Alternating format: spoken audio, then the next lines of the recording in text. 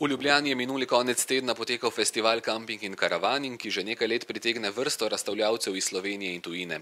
Ti na ogled postavijo celotno ponudbo tovrstnega počitnikovanja, od obvezne vsakodnevne kamping opreme do pustovanja s predelanimi avtomobili, šotori, mobilnimi hišicami, snemljivimi prikolicami, bivalniki in avtodomi. Največ pogledov so ponovno pritegnili avtodomi, predvsem tisti z najvišjega cenovnega razreda. Večina strank je tistih, ki so že dlje časa avtodomarji, večina kupcev je to njihov vsaj drugi ali pa tretji avtodom, ki točno vedo, kaj hočejo in zakaj so pripravljeni odšteti mogoče majčkeno večjo vsoto. Tovrstne luksuzne hiše na kolesih stanejo od 100 pa tudi preko 300 tisoč evrov. In v čem navdušujejo? V sami izdelavi, se pravi uporabljenih materialih ter v sami tehnični izvedbi avtodoma, ki je kar drugačen od drugih znamk. Navadni smrtniki se pogosto raje odločajo za najem avtodoma, ki predstavlja bistveno manjši strošek od nakupa. Ponudnikov pa je na slovenskem tržišču že veliko. Iz sezone v sezono je vedno več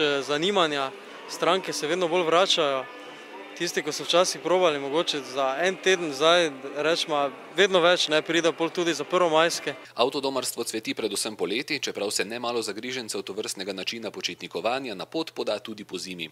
Julij, avgust, tisto je res, da rečemo, bum sezona, pa prvomajski prazniki, to je polna zasedenost. Po besedah najemodajalca avtodomarstvo privlači tako mlado kot staro. Mladi ponavadi potujejo dlje in obiskujejo nekoliko bolj eksotične države, medtem ko se starejši pogosteje odločajo za Jadran in najeme čez vikend.